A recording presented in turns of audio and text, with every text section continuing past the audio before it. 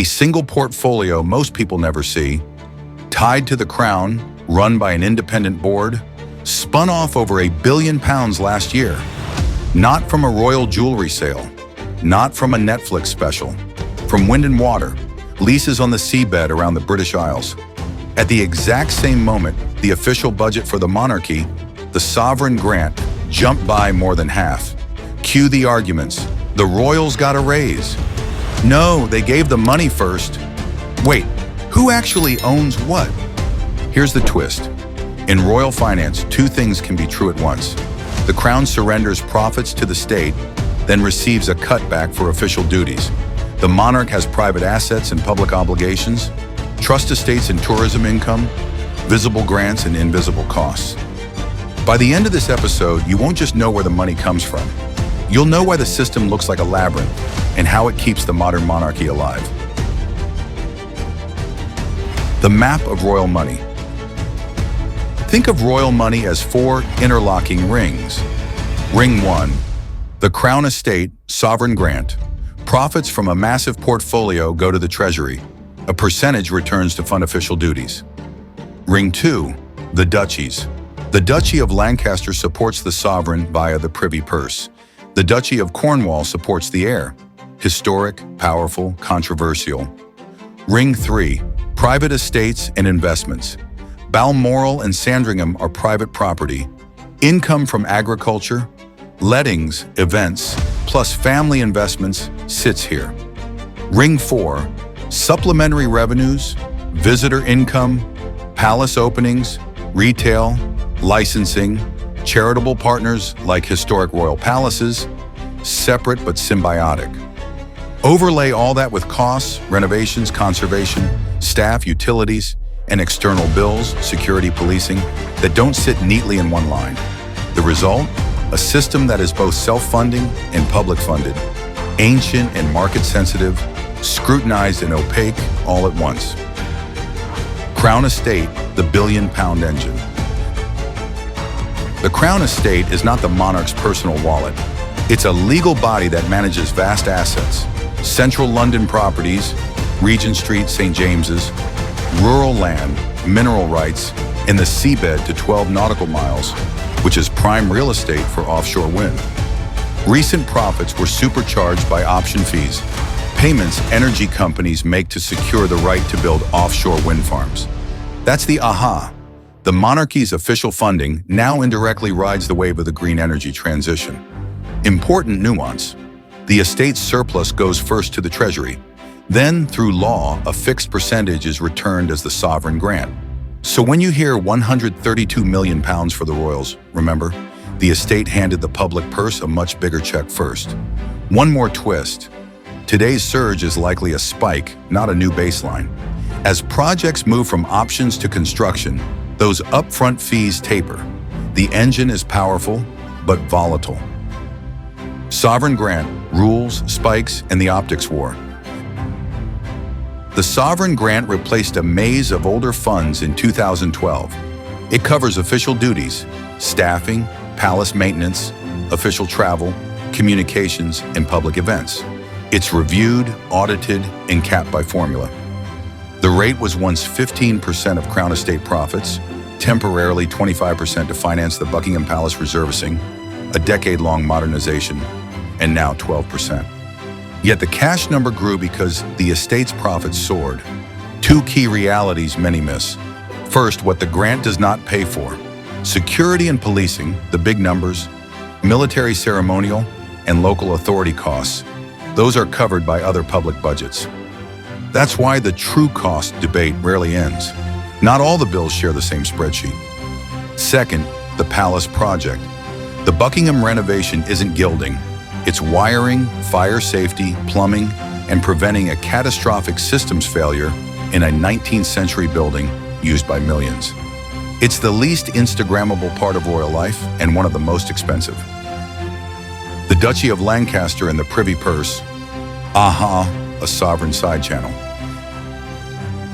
Outside the grant, the monarch has the Duchy of Lancaster, a centuries-old portfolio of farmland, commercial property, and investments. Its net income feeds the Privy Purse, which supports both personal and some official expenses not covered by the grant. The sovereign voluntarily pays income and capital gains tax on this income, a modern convention designed to show good faith.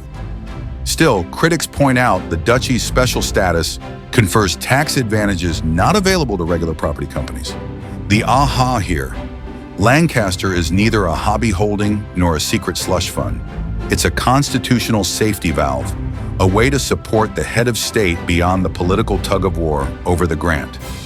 But precisely because it's powerful and historic, it attracts reform pressure. Should revenues from duchies be treated as public income? The Duchy of Cornwall and the heirs machine? The Duchy of Cornwall underwrites the public and private work of the heir apparent. It's huge. Tens of thousands of hectares across 20-plus counties, stretching from coastal farms to urban developments, holiday cottages to business parks. When Charles became king, Cornwall passed to Prince William, instantly making him one of Britain's most consequential landholders. The duchy's modern strategy mixes rural stewardship with long-horizon development, building sustainable communities, leasing commercial sites, reinvesting surpluses. The controversy: transparency and privilege. Duchy revenue is audited but not controlled by Parliament. Tax rules differ, and historically the duchy passes by male primogeniture, which reformers challenge.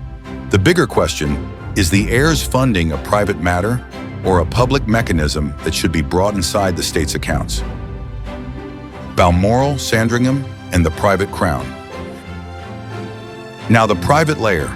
Balmoral in Scotland and Sandringham in Norfolk are personal property. They can be sold, mortgaged, or leased at the monarch's discretion. They generate income from agriculture, forestry, rentals, and events. This is where people often blur things. Crown estate and duchies are not private. Balmoral and Sandringham are. Meanwhile, the crown jewels and royal collection are held in right of the crown. They're national heritage, not personal assets. The aha moment here is legal rather than flashy. Royal wealth isn't one pile of gold. It's a matrix of ownership types. Some assets can be sold, some can't. Some income is taxable by convention, some is structured in trusts. The system was designed to separate the office from the person, so the state can endure even when a monarch's private fortunes change. Palaces as business: tours, tickets, and teacups. Open the gates, earn the pounds. Visitor income from summer openings, special tours, gift shops, and hospitality has become a material supplement to the grant. New tour routes and restored spaces, like the East Wing, pull record crowds, adding millions in self-generated revenue. Behind the scenes, organizations interlock. The Royal Collection Trust stages exhibitions and manages ticketed experiences, while arrangements like space use and retail create internal flows of money. Add state banquets, investitures, diplomatic receptions, and you get a palace calendar that mixes duty with earning power. The tone matters. When the public can walk through royal rooms, buy a scone, and see conservation up close, the perception of value shifts. The monarchy becomes less an expense and more a cultural engine that draws visitors, supports jobs, and exports brand Britain. Historic royal palaces in the separate but symbiotic model. Here's a structural surprise. Historic Royal Palaces, HRP, the charity that runs the Tower of London, Hampton Court, Kensington State Apartments, and more, does not receive government subsidy or sovereign grant money. It lives on tickets, events, retail, and donations. That separation does two things. It insulates the royal household from accusations of milking tourism directly, and it amplifies the royal story across attractions that are self-funded. The public sees the royals even when the money flows to a charity, not the palace budget. It's an elegant solution. Brand power without direct budgetary entanglement. But when times are hard, pandemics, recessions, charities struggle. If HRP falters, public access shrinks, and so does the monarchy's soft power.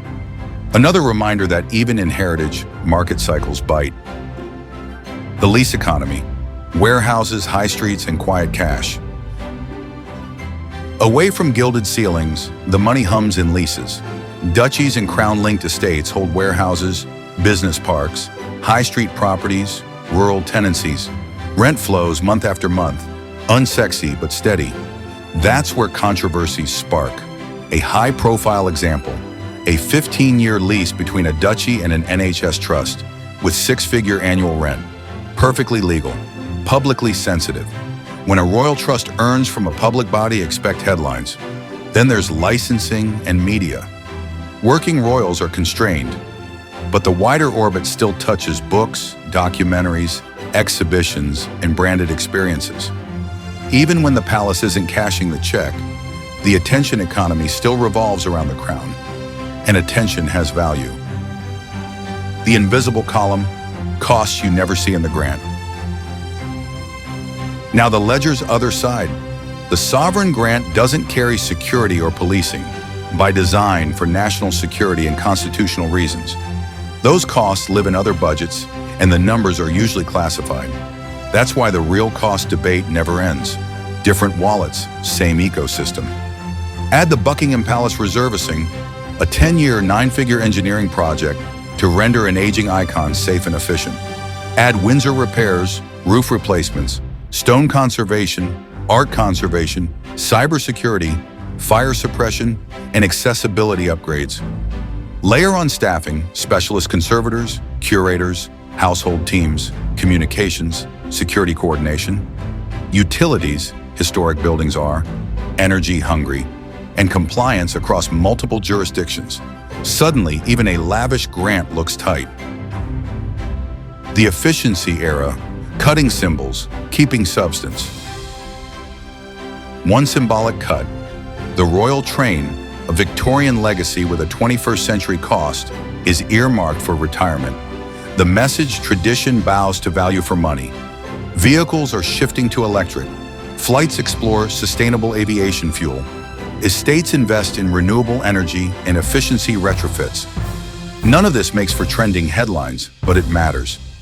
Every incremental saving helps diffuse the cost narrative and anchors the institution in modern norms. And then the optics masterstroke. The grant's percentage has been reduced even as the cash number rose, because profits spiked. That lets the palace say truthfully, we took a smaller slice, while critics point also truthfully to a bigger check. Welcome to royal finance, where context is everything. Public backlash, reform wines, and the consent test. Support for the monarchy ebbs and flows, but the trend line has wobbled. When households struggle with bills, a 53% jump in the grant, no matter the formula, lands badly. Reformers argue for folding duchy revenues into the treasury, capping royal budgets, or fully auditing every royal pound. Traditionalists counter that the monarchy already returns multiples to the economy via tourism, soft power, and diplomacy that's hard to price. Here's the constitutional truth. The monarchy runs on money and on consent. If people believe the system is fair and well run, it holds. If they don't, even perfect ledgers won't save it. Transparency, restraint, and clear storytelling now matter as much as crowns and ceremonies. Structural risks when the wind slows. The energy story cuts both ways. The offshore wind option, fee boom, boosted profits. But those fees fade as projects enter build-out. The Crown Estate itself expects a sharp drop in that specific income stream. Property cycles are another stress test. If commercial rents soften, if development slows, if valuations dip, duchy surpluses and estate returns feel it. Devolution adds uncertainty. Political pressure in devolved nations to reclaim control over crown-linked assets could reshape portfolios. Meanwhile, a new law granting the Crown Estate borrowing powers introduces financial leverage into a system historically allergic to debt. Smart tool or new risk, time will decide. The mystique versus the spreadsheet. Here's the paradox. The monarchy's strength is symbolic. Continuity, spectacle, soft power. But its survival is increasingly numeric. Ratios, audits, reserves, visitor counts, carbon footprints. The institution is trying to square that circle. Keep the mystique, publish the spreadsheets, maintain ritual, accept rules, Remain above politics while answering very political questions about funding and fairness. The likely path forward? More disclosure on what's public versus private, steadier self-generated income from visitors, retail, and events, disciplined capital projects with clearer outcomes, and a narrative that says, we cost money and we return value and we can prove it. 5 AHA tests you can use on any royal money headline. Test 1. Which pot? Crown estate, grant, duchy income, private estate, charity? If you don't know which pot, you don't know the story. Test 2. Who owns it? In right of the crown versus held in trust versus private. The answer determines what can be sold, taxed, or inherited. Test 3. What's excluded? Security and policing are rarely on the royal spreadsheet. If they're not included, don't pretend the grant is the whole cost. Test 4. One-off or recurring. Offshore option fees are spikes. Visitor income, leases, and rents are recurring. The cash flow profile matters. Test 5.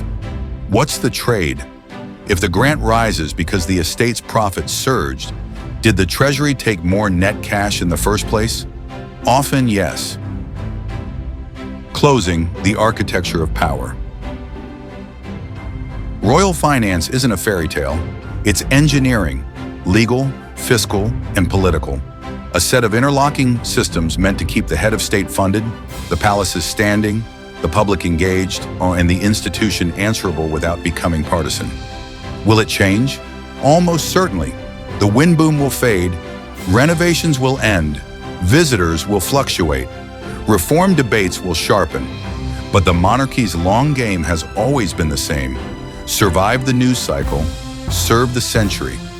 So next time you see a headline about a royal raise, flip it over. Ask the 5 tests.